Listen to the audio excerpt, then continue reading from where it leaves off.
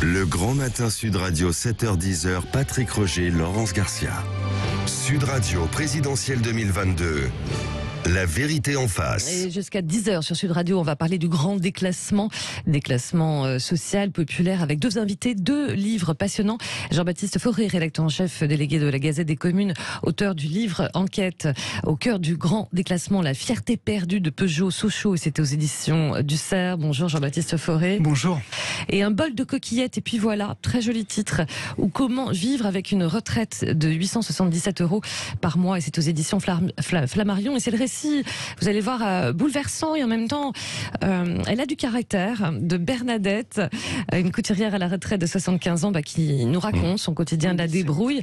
Bonjour Bernadette. Bonjour. Pardon, vous tenez à rectifier. 77 ans. Voilà, Okay. 77 ans. Bonjour Bernadette. Bonjour. Et vous racontez ce récit à la journaliste Charlotte Leloup, qui est également avec nous. Bonjour Charlotte. Bonjour. Voilà, c'est ça. Donc, on va revenir dans un instant sur votre témoignage. Vous racontez votre vie, mais vous la racontez aussi à travers de ce que vous vivez aujourd'hui. Oui, tout à fait. Bien sûr. Et puis avec Jean-Baptiste Fauré aussi tout à l'heure au cœur du grand déclassement, ce que je disais, c'est une région. Votre enquête, Jean-Baptiste Fauré, c'était finalement une région qui vivait à travers une grande entreprise, Peugeot en l'occurrence, qui était à Sochaux, d'où d'ailleurs cette photo aussi en une, parce qu'on voit l'équipe de Sochaux, pour les amateurs de football qui connaissent bien, évidemment, il y avait le lion sur les maillots et une épopée assez formidable. Et tout ça, ça a disparu en quelque sorte, hein, non ? Pas totalement. Il y a quand même encore aujourd'hui une usine, mais qui effectivement se réduit comme peau de chagrin. À la grande époque, dans les années 70, l'usine de Sochaux, c'est 42 000 salariés. C'est-à-dire que c'est la plus grande usine d'Europe. Et Peugeot ordonne toute la vie politique, économique et sociale de ce bassin industriel. C'est-à-dire qu'il n'y a pas seulement les emplois Peugeot, il y a aussi les appartements Peugeot, il y a les supermarchés Peugeot, les mandats d'élus sont même exercés par des cadres de Peugeot, c'est-à-dire qu'on vit Peugeot, on dort Peugeot, on pense Peugeot, et puis on fait du foot Peugeot. Enfin, c'est vraiment, Sochaux est devenu célèbre grâce à cette équipe de football qui était l'étendard des usines Peugeot. Qu'est-ce qui est passé par là ? C'est les effets de la mondialisation, c'est ce que vous décrivez dans votre livre. Oui, il y a une grande cassure entre ce modèle qu'on peut qualifier de paternaliste, en fait, qui était vraiment implantée et développée par la famille Peugeot, qui était très très présente dans ce bassin industriel. Peu à peu, elle a pris ses distances. L'entreprise a été vendue peu à peu à la découpe. La famille a perdu la main. Des Chinois sont entrés au capital. Et le principal dommage collatéral à ce moment-là, c'est le club de foot qui était quand même très très lié aux usines. On est vraiment à 100 mètres des usines. Les premiers joueurs du centre de formation logeaient dans des bâtiments qui étaient occupés par des ouvriers yougoslaves auparavant. Ils le disent eux-mêmes, ils étaient les ouvriers, les ouvriers du foot. Tout ce modèle-là a volé en éclats peu à peu. C'était le modèle des années 60 à 2000, de beaucoup de villes qui s'adossaient aussi à des grandes entreprises, comme ça, qui pouvaient produire et donc qui constituaient la richesse en fait d'une région. C'est le modèle qu'on peut voir dans un film des années 70. Je ne sais pas si vous vous souvenez, Coup de tête avec Patrick Devers. On a le patron de l'usine de cette ville imaginaire de Trinquant qui dit j'entretiens 11 joueurs pour éviter que 800 autres mettent le bazar, parce qu'il est patron du club et puis il est patron de l'usine, évidemment. Mieux faire du foot que faire la révolution, non ? C'est c'est totalement ça. À l'origine, le club de foot a vraiment été créé pour éviter que les ouvriers aillent trop dans les locaux syndicaux et au bistrot. Ça a été pensé comme ça, et puis peu à peu la mayonnaise a pris. Oui, c'est ça. Avec après beaucoup de difficultés évidemment sur le territoire, le chômage qui est monté, etc., dislocation sociale, la montée du Rassemblement national en fait sur ces terres, bien sûr, où la gauche ne savait plus comment s'adresser en fait à ces gens-là. Oui, tout à fait. On en parlait en marge de cette émission. Le député du Pays de Montbéliard, c'était Pierre Moscovici. Et Pierre Moscovici, c'est pas un personnage qui a la fibre très très populaire. Je pense que c'est pas lui faire injure que de dire ça. Et il y a eu un grand décalage qui est apparu en 2002, au moment de l'arrivée de l'irruption de Jean-Marie Le Pen au second tour de la présidentielle, plus de 30% de voix en faveur du Rassemblement national, et depuis il grignote des voix le Rassemblement national. Alors Bernadette, votre histoire avec Charlotte Leloup qui est là, d'où est venue d'ailleurs cette idée en fait de ce livre, Bernadette? Approchez-vous bien du micro. Nous on s'est rencontrés sur une émission, dans une association. Dans une association de secours populaire. Voilà, c'est ça. On s'est rencontrés là, et puis elle demandait à des gens si ça les intéressait de faire un livre sur leur vie ou quelque chose comme ça. Oui. Bon, je crois qu'il y a moi qui a répondu. Enfin, on a répondu à plusieurs, mais il y en a qui tiquaient un peu pour y aller. Oui. Pourquoi vous avez voulu vous témoigner justement de ce que vous vivez, c'est-à-dire comment vivre avec une retraite de 800 et quelques euros par mois? 877 euros, tout à fait, oui. Ça, c'est vraiment peu. Oui. Et je ne sais pas comment on fait. D'abord, je ne sais même pas moi-même comment je fais. Déjà, c'est vrai que c'est très dur. Oui. Ça a toujours été dur. Vous l'expliquez, c'est-à-dire qu'une fois que vous avez payé votre loyer et vos assurances et différentes charges, il vous reste... L'électricité, il reste plus 15 euros. Oui, voilà. Il vous reste 15 euros. Et il y a 30 jours dans le mois. Et tout ça grâce à la débrouille, grâce à la solidarité entre voisines, entre voisines. C'est ça. Oui, c'est ça. Je vais beaucoup dans les aides, dans les aides sociales. Il faut bien. Et en même temps, vous le dites dans ce livre, vous dites « Je n'ai pas honte de vivre en essayant de joindre les deux bouts ». Et c'est aussi pour ça que vous vouliez parler de votre quotidien, même si vous n'aimez pas le mot « pauvre ». Oui, c'est vrai. Ah oui, ça, j'aime pas ce mot-là. Voilà. Je sais pas la définition qui irait de mieux, mais moi je crois que... Puis comme j'ai des enfants, alors ça m'embêtait. Oui, d'utiliser en fait ce mot. Charlotte Leloup, dans votre enquête, quand vous avez rencontré Bernadette, vous vous êtes dit qu'elle a accepté en fait de témoigner.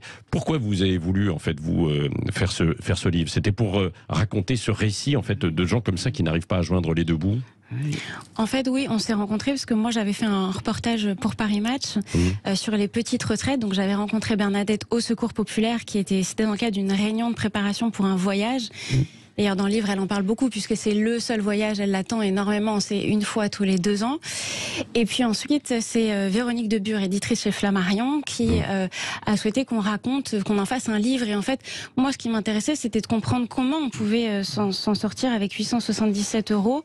Et puis de raconter sa vie. Et donc là, on raconte sa vie sur 1 an. Durant les confinements aussi. Ça a été très dur. Bernadette. Donc il y a ce colis qui rythme tout le livre, parce que c'est vrai qu'en fait Bernadette se fixe vraiment sur le colis du Secours Populaire qu'elle récupère tous les lundis. Avec des coquillettes à l'intérieur. Voilà. Et en fonction de ce qu'elle a, elle complète en fait. Donc on voit que tout ce colis rythme tout son mois, parce que en fonction de ce qu'elle a reçu, elle va compléter ou pas. Et oui, effectivement, c'est tout le quotidien de la débrouille, des petites, elle adore le supermarché, donc elle y va tous les jours, mais elle achète pas, elle regarde, et elle achète que dans les rayons promotion. Enfin, c'est tout un quotidien en fait. Allez, on va continuer d'en parler avec vous, et parfois, d'ailleurs, il y a cette question. Vous dites, Bernadette, si j'avais 1200 euros de retraite par mois, qu'est-ce que je ferais finalement? Vous allez tout nous raconter dans un instant, et on en parle en fait avec vous de ces témoignages, de ces difficultés liées alors parfois à la mondialisation, parfois à des petites retraites, à l'occasion aussi de la journée de manifestation aujourd'hui pour l'emploi, contre la hausse en fait des prix pour le coût de la vie, et puis pour les salaires, avec votre livre Bernadette, donc aux éditions Flammarion, et Jean-Baptiste Forêt, au cœur du grand déclassement. Ça vous fait réagir? Vous voulez réagir et dialoguer avec Bernadette ou avec Jean-Baptiste Forêt également sur ce grand déclassement? 300. Et puis il y a toujours cette question sur vos priorités en cette journée effectivement de grève et de manifestation. Vous continuez bien sûr à voter et poster vos commentaires. À tout de suite, Sud Radio, il est 9h33. Sud Radio présidentielle 2022. La vérité en face. Dans la vérité en face, on continue à parler du grand déclassement social en France avec nos invités, nos 3 invités. Jean-Baptiste Forêt, rédacteur en chef délégué de la Gazette des communes, auteur du livre Enquête au cœur du grand déclassement, la fierté perdue de Peugeot Sochaux aux éditions du Cerf. Et avec Charlotte Leloup, journaliste qui a recueilli le récit de Bernadette, qui était également avec nous, une couturière qui raconte son quotidien de la débrouille à travers ce très beau livre, un bol de coquillettes, et puis voilà, ou comment vivre avec une retraite de 877 €. Et ça, c'est aux éditions Flammarion. Oui, alors comment faites-vous pour vivre? Comment vous vous organisez, justement, Bernadette? Je paye déjà mes factures. Oui. Tout ce qu'il y a à payer, je les paye. Ça, après, je vois ce qui reste. Déjà, quand la retraite arrive, parce qu'elle arrive vers le 10 du mois, déjà, alors je vais d'abord chercher 40 € tout de suite pour pouvoir me payer déjà un peu de nourriture. Et après, quand j'ai payé mes factures, parce que j'ai une date fixe avec ma banque, tout est tiré à la même date. Alors je tire tout en même temps, puis après ce qui reste, je vois. Et vos factures qui sont quoi majoritairement alors? C'est-à-dire il y a le loyer, oui. Bien sûr, qui est très cher, parce que si j'habite dans une résidence, l'électricité... 250 €. 277 € de loyer. 277 €, c'est un logement social, etc. Oui, voilà, c'est ça. Ouais. Et j'ai 119 € d'EDF. Ouais. J'ai 30 € pour une mutuelle parce que je me soigne, je suis diabétique, donc il faut que je me soigne, je prends une mutuelle supplémentaire. J'ai 30 € parce que je me suis pris un machin de décès pour moi, pour pas que mes enfants soient embêtés par l'assurance décès, l'assurance logement, tout ce qui reste. Et là, quand vous avez payé en fait tout ça, il reste plus grand chose. Il ne reste plus grand chose. Mais vous êtes à la retraite depuis une dizaine d'années, quinzaine d'années, non? Ça fait, je me l'ai pris à 60 ans, moi. Ça fait 17 ans. Et du coup, c'est dur, c'est devenu dur. Depuis quand? Depuis toujours. Ou là, vous ressentez que c'est encore plus compliqué avec l'inflation, avec la hausse des prix de tout, des produits alimentaires? Parce qu'il y a 17 ans, j'avais encore des enfants pas avec moi, parce qu'ils ont tous été grands. Oui, donc ça a toujours été compliqué, quoi. Oui, ça a toujours été compliqué. Mais au départ, à 60 ans, je touchais 640 € de retraite. Et là, j'en suis à 877. Donc il y a eu une augmentation, mais malgré tout, c'est pas ça. C'est pas ça. Et d'ailleurs, dans le livre, avec Charlotte Leloup, dans cet entretien, à un moment donné, vous dites, on vous pose la question, et si vous aviez 1200 € de retraite par mois? Et là, alors, qu'est-ce que vous pensez que vous pourriez faire avec 1200 € par mois? Déjà, je vivrais mieux. Oui, déjà, je vivrais mieux. Je pourrais m'acheter des trucs que je peux pas me payer. Quoi, par exemple? De la viande, par contre, parce que au prix aller. Les légumes, pareil. Alors, donc, je fais selon mes moyens. Alors, des fois, je suis plusieurs jours sans manger de viande, mais bon, tant pis, je me fais un sandwich, voilà. Des bricoles, quoi, quelque chose de moins cher. Je vais au moins cher, quoi, en fait. Et vous dites aussi, par exemple, je pourrais changer un petit peu de 3 meubles et puis avoir Internet, par exemple. Voilà, c'est ça. Oui, je ne veux pas, je veux pas Internet, justement, parce qu'à mon âge, je trouve que c'est trop tard. J'ai mes enfants, ils l'ont, pas besoin. Voilà, parce que ça coûterait trop cher. Et donc, vous n'avez pas suffisamment de viande. Et puis, pour l'alimentation, vous allez beaucoup, justement... Dans les associations. Dans les associations, c'est là où Charlotte Leloup vous a rencontré. Charlotte Leloup, quand vous avez mené votre enquête, vous, sur les gens, justement, qui vont dans ces associations, est-ce que les profils ont évolué au fil du temps? Parce que Charlotte, elle a travaillé quasiment toute sa vie. Elle a été couturière. Elle a eu des moments difficiles parce que son mari l'a lâchée, bien sûr. Voilà. Et puis, il a fallu élever les enfants. Il y a eu tout ça, en fait, Charlotte. Beaucoup de trous, mais vous êtes en fait toujours là. Ce sont en fait des gens comme Bernadette que vous avez rencontrés. Oui, et moi, ce qui m'a le plus marqué quand j'avais fait ce reportage sur les petites retraites, en parlant aussi avec les bénévoles du Secours populaire, c'était ce qui, eux, les frappait le plus, c'est qu'en fait, ils avaient les jeunes arrivaient assez facilement à venir au Secours populaire à demander de l'aide. Et en fait, les personnes, les retraités, c'est une population qui est très difficile à atteindre. Et en fait, ce que les bénévoles m'expliquaient, c'est qu'il y a beaucoup de retraités qui sont dans le besoin, mais qui n'osent pas venir parce qu'il y a un sentiment de honte, de fierté, question de fierté. Exactement. Et que c'était très compliqué de les convaincre et même d'aller les chercher, parce que ce que les bénévoles expliquaient, c'est que voilà, ils sont chez eux, ils viennent au dernier moment. Elle nous expliquait qu'il y en avait qui arrivaient et qui s'évanouissaient dans le hall, qui s'écroulaient. Ils attendent vraiment quand vraiment c'est plus tenable. Et ça, c'est ce qui m'avait le plus marqué. Et d'ailleurs, je l'avais ressenti. C'est vrai que Bernadette accepte d'en parler avec beaucoup de courage. Mais c'est compliqué de dire qu'on n'y arrive pas, qu'on a besoin d'aide. Et d'ailleurs, Bernadette, vous ne voulez pas être considérée comme pauvre. C'est ce que vous dites à quelques reprises. Je veux être normal. Vivre, je dis pas dans l'opulence, mais juste ce qu'il faut pour vivre correctement. C'est ça. Et d'ailleurs, vous évoquez aussi un petit peu la politique, parce que vous dites que vous vous sentez oublié par le président. Tout à fait. Alors que vous étiez contre lui ou pour Des Non, vous aides. avez voté pour lui, il me semble. Ouais. le président Oui, Macron. oui. Vous dites, j'ai voté pour lui parce que je le trouvais beau et jeune. Oui, jeune, puis il avait des bons arguments. Voilà, c'est ça. Et, donc, et après Après, les promesses n'ont pas toujours été tenues, mais bon, tant pis, hein, on fait avec. Ouais. Moi, je suis le mouvement. Je vais avec. Cette année, on verra. Ouais. Bernadette, est-ce que vous avez l'impression d'être, entre guillemets, une victime du grand déclassement de catégories comme vous, modestes, mais Oui. populaires, quoi, qui Oui. pouvaient vivre, en fait, dans les années 70, 80, 90, et qui, aujourd'hui, Oui. n'y arrivent plus? Oui, c'est vrai. Le coût de la vie est beaucoup cher. Il a beaucoup augmenté. Oui. Tout a augmenté. Tout. Oui, c'est le coût de la vie, en fait, Oui, qui a oui, beaucoup oui. augmenté. On a beau quoi. avoir une aide de l'EDF tous Ouais. les ans, Ouais. mais c'est pas suffisant. Pas suffisant. Ouais. Jean-Baptiste Forêt, vous, dans votre enquête au cœur du grand déclassement, justement, est-ce qu'il y a aussi ce sentiment pour beaucoup de gens aujourd'hui, non seulement parce que ils vivaient autour de Peugeot, Sochaux, on l'a raconté en fait tout à l'heure, et puis il y a eu la mondialisation, moins d'emplois là-bas, etc. Et puis une descente en fait, quoi, pour tous ces gens-là.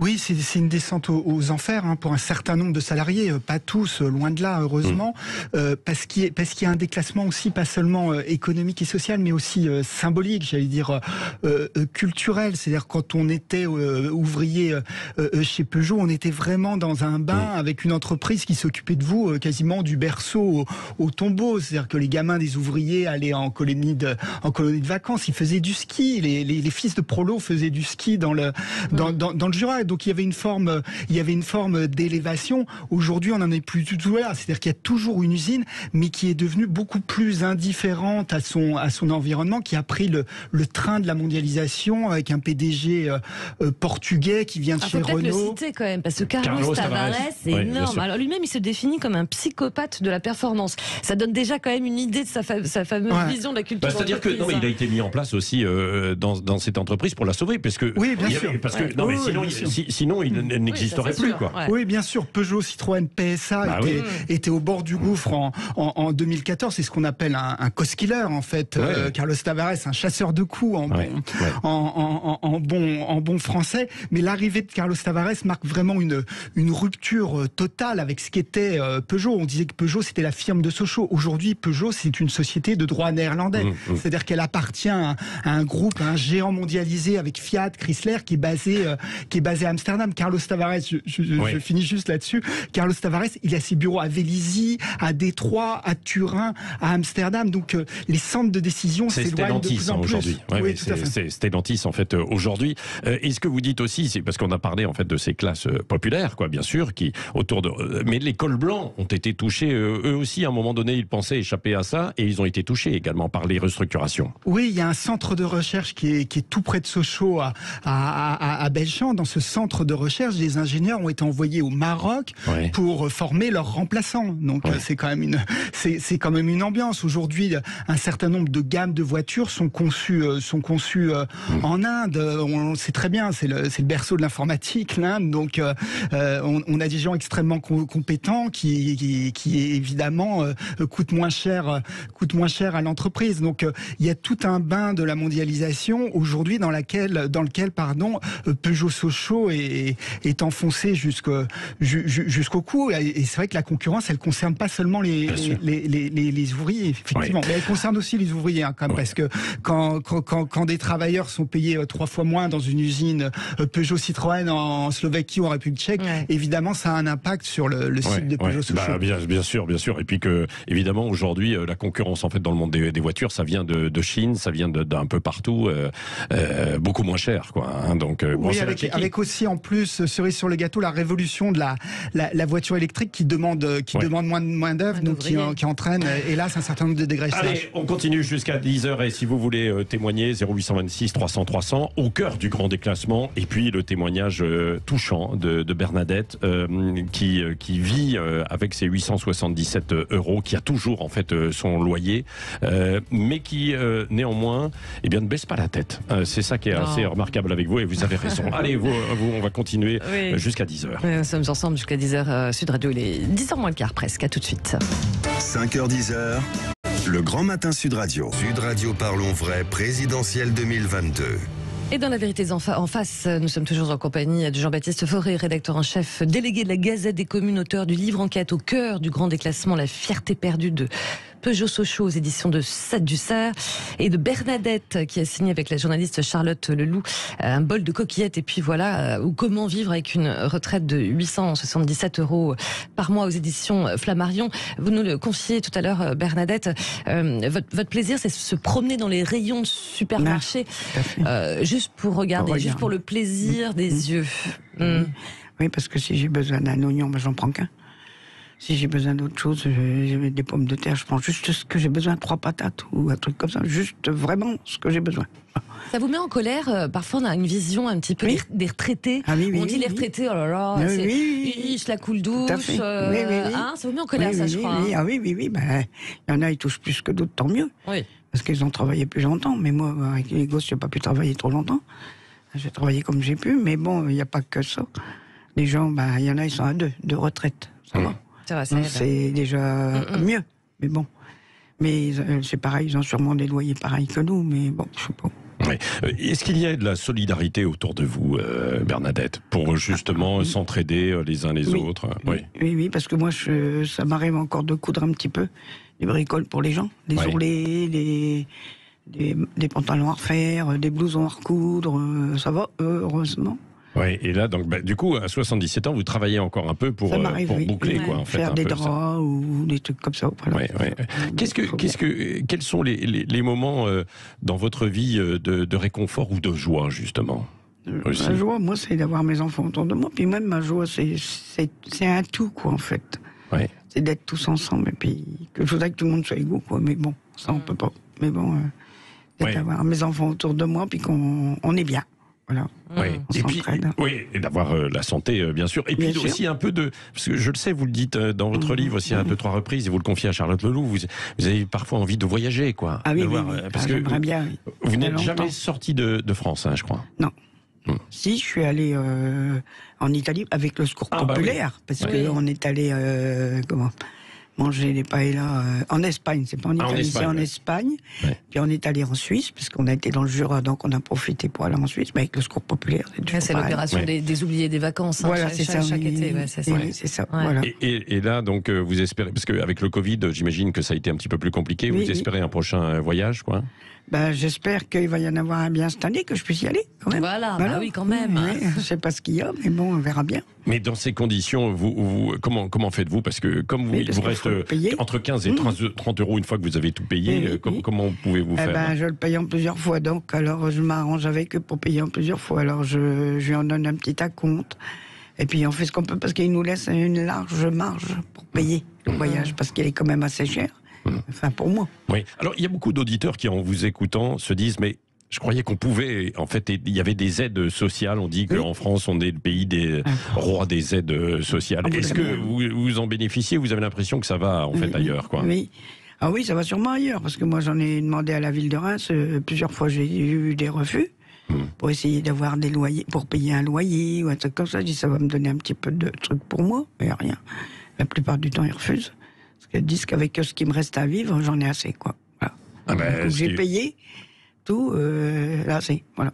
Oui, bon, vous pouvez le renvoyer, Charlotte Leloup, le livre, en fait, à la municipalité de Reims, pour voir comment on vit, en fait, avec simplement cette petite retraite. Il y a beaucoup d'associations. Il y a la Croix-Rouge française, il y a le Secours populaire, il y a plusieurs associations. Oui, c'est ce que vous avez remarqué, hein, Charlotte Leloup, dans votre enquête aussi, par ailleurs, c'est que c'est ce tissu, en fait, d'associations qui permet à beaucoup de personnes comme de Bernadette, quand même, de s'en sortir, de réussir, quoi, à survivre, en quelque sorte. Non? Ah oui, au quotidien. Et d'ailleurs, avec Bernadette, on échangeait presque on s'appelait tous les soirs.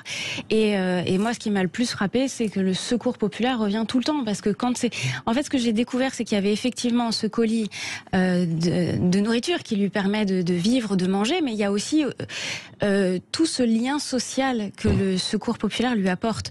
Donc ça veut dire que c'est un lieu où elle sait qu'elle peut, elle est toujours accueillie. Il y a ce voyage qui est pour elle extrêmement important. On se rend pas compte à quel point c'est essentiel. Ça rythme son année. Ça veut dire que tous les jours, elle parle de ce voyage. Et puis il y a aussi tous les ateliers que propose le Secours populaire. Ça veut dire en décembre, c'est les paquets cadeaux. Bernadette fait des paquets cadeaux. Et tout ça, ça crée du lien social. Et je pense que ça, c'est aussi extrêmement important. Et d'ailleurs, je m'en suis rendu compte de cet l'isolement. On a beaucoup parlé de l'isolement des personnes âgées, notamment durant cette crise-là aussi. À travers donc cette interview croisée entre vous ce matin, on voit les difficultés sur le terrain d'une certaine France périphérique. On a beaucoup parlé de ce terme, Jean-Baptiste Forêt. C'est une France aussi qui est un peu dépassée en fait aujourd'hui, dépassée quoi. Comme vous avec votre livre sur la région de Sochaux-Montbéliard quoi. Oui, c'est une France aussi qui est méprisée. Le point de départ de mon livre, c'est une interview de la directrice du sponsoring de Peugeot sur une radio concurrente de la vôtre. Et le journaliste lui demande: est-ce que vous allez reprendre le club de foot, le FC Sochaux, qui se situe vraiment en bas de classement en Ligue 2, qui est à l'agonie sur le plan financier? Elle répond non, parce que ce club véhicule des valeurs populaires. Nous voulons monter en gamme. Donc c'est du mépris de classe caractérisé. Ça fait penser à tout ce qu'on a pu entendre sur les sans-dents. Vous en parlez dans votre livre, Bernadette, sur ce que disait Emmanuel Macron sur ceux qui ne sont rien, sur Benjamin Griveaux qui parlait de ceux qui fument des clopes et roulent au diesel. Au pays de Peugeot, on roule souvent au diesel. C'est ça. Là, vous étiez senti en fait touché par justement ces déclarations blessantes en fait de certains politiques. Bernadette, approchez-vous bien du micro. François Hollande, François Hollande, oui. Oui, il n'y avait pas que lui. Non, il n'y avait pas que lui. Et justement, votre regard sur la politique aujourd'hui, vous? Écoutez, moi, j'en pense pas grand-chose. Déjà, je ne sais pas quoi penser, en fait. Parce que ça parle, mais il faut agir aussi. Parfois, quand on dit en fait que justement les politiques sont un peu déconnectés du terrain, vous diriez qu'ils viennent voir, quoi. Oui, il faudrait qu'ils viennent sur place. Oui, c'est vrai, tout à fait. Il n'y a pas assez de gens qui viennent voir. Enfin, il faut voir. Faut le savoir. Bon, en tout cas, moi, je vous conseille d'acheter ce livre, Un bol de coquillettes. Et puis voilà, aux éditions Flammarion. Bernadette, avec vous, Charlotte Leloup, parce que ça vous rapportera évidemment aussi un peu d'argent, bien sûr, et vous en avez en fait besoin.